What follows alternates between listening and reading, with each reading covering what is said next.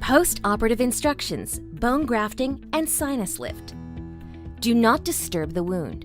Avoid rinsing, spitting, or touching the wound on the day of surgery. Be as gentle as you can around the bone grafting area. Try to maintain all graft material at the surgical site. Bleeding. Some bleeding or redness in the saliva is normal for 24 hours. Excessive bleeding, your mouth fills up rapidly with blood, can be controlled by biting on a gauze pad placed directly on the bleeding wound for 30 minutes. Change the gauze pad every 30 minutes as needed.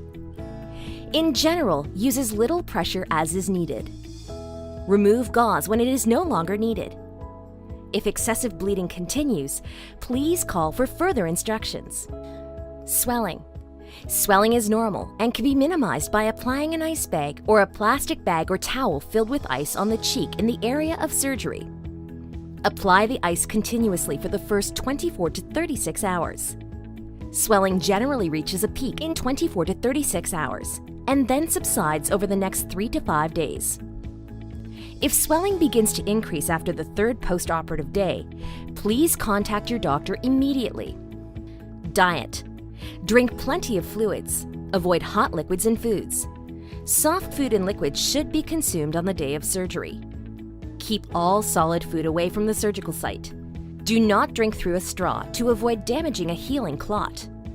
You may drink out of a cup or bowl or use a spoon. Pain.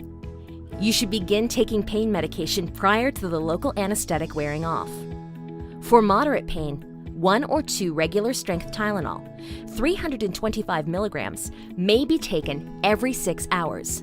No more than 2,600 milligrams per 24-hour period. Ibuprofen, Advil or Motrin may be taken instead of Tylenol. Ibuprofen bought over the counter comes in 200 milligram tablets. 3 to 4 tablets may be taken every 4 to 6 hours as needed for pain.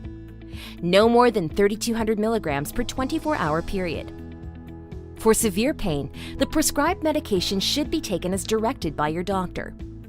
Be sure to take any prescribed antibiotics as directed to help prevent infection, even if you feel fine. Do not take any of the above medication if you are allergic or have been instructed by your doctor not to take it. Oral hygiene. Good oral hygiene is essential to good healing. Warm saltwater rinses. A half teaspoon of salt in a cup of warm water should be used at least 4 to 5 times a day, especially after meals. If you are given a prescription for Paradex oral rinse, rinse for 30 seconds and spit twice per day. Do not brush the 2 adjacent teeth on either side of the graft for the first 7 days. After 7 days, you may gently brush the tooth surfaces of the adjacent teeth as long as the bristles don't disturb the graft site. You may floss normally starting the day of surgery, if comfortable.